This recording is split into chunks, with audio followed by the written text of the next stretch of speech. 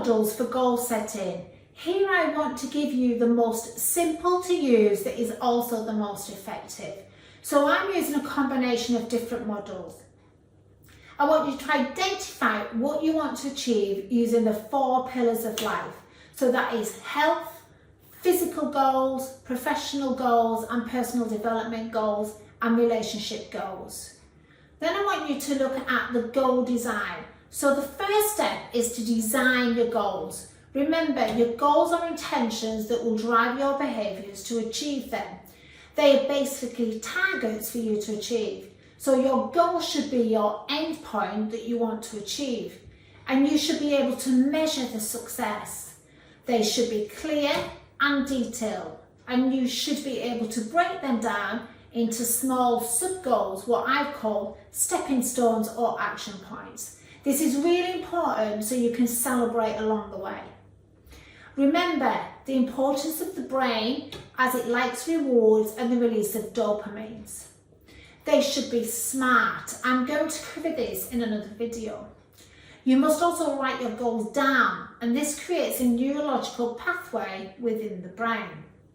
That's the first part.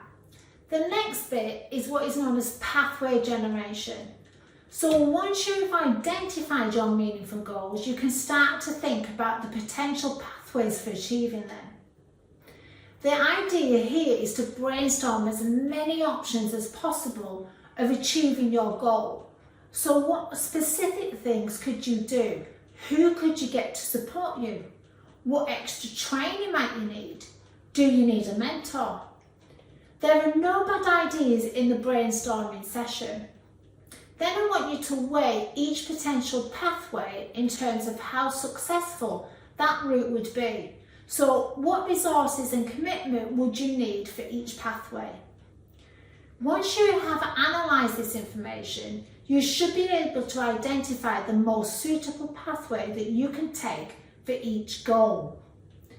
The next bit is overcoming obstacles. It is really important to anticipate any obstacles or barriers that you might come up against. That way you can have a plan of how you're going to manage these, so that you can pick yourself up if you start to lose focus or come off track, which can happen quite frequently. Put differently, what might prevent you from achieving your goal, and how could you work through or around this?